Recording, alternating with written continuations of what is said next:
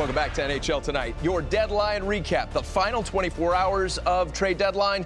18 trades involving NHL players. 24, that's 24 NHL players exchanged, and a whole bunch of draft picks, including 2 first-rounders. The most active team, the Jets. 5 deals involving NHL players. Weeksy and Lotz.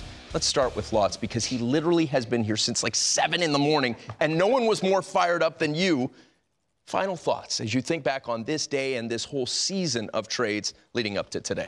Finally, the trade deadline lived up to what we thought it would be. But one thing that was underwhelming for me, big hat, no cattle, was the return for Mark Stone for the Ottawa Senators. It just didn't live up to the hype. I thought that was going to be bigger. Not so great for Ottawa. Excellent for Vegas. I think that's a game changer for them. Yeah, a couple things for me. The first one, the goalie market wasn't what everybody anticipated it would be. And as one wise person told me, it's like playing musical chairs. There's only so many seats. And when the music stops, you want to make sure you have one.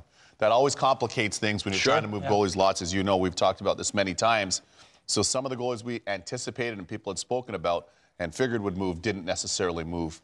And the second thing was the Columbus Blue Jackets being very proactive in navigating some tough waters by way of some unknowns. But they went and really moved forward and said, hey, we're going to grab these players. We're going to grab these assets. We realize we have a good team.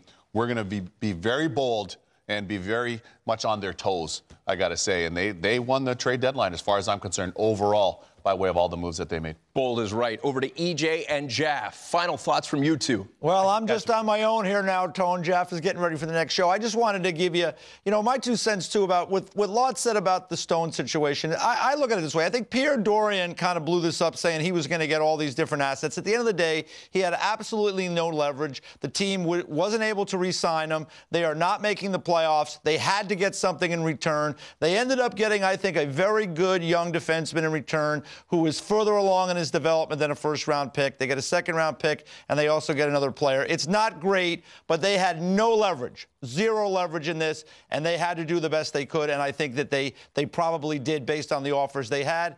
The big thing I walk away with, I love Mark Stone as a player. I think he's going to be great for the Vegas Golden Knights, certainly in the short term.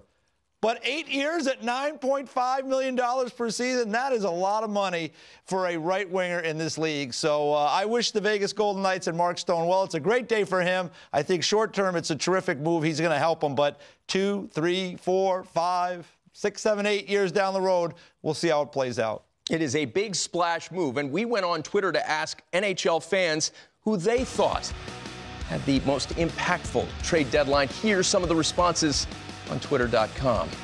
First, San Jose Sharks always have the pieces, but never replacements for injuries in the second round. Sharks have depth, players dedicated to winning.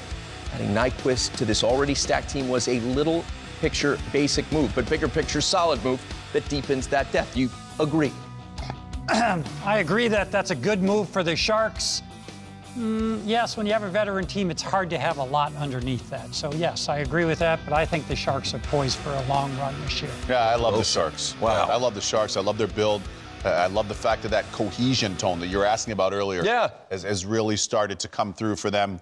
Timing, spacing, reads without the puck, with the puck.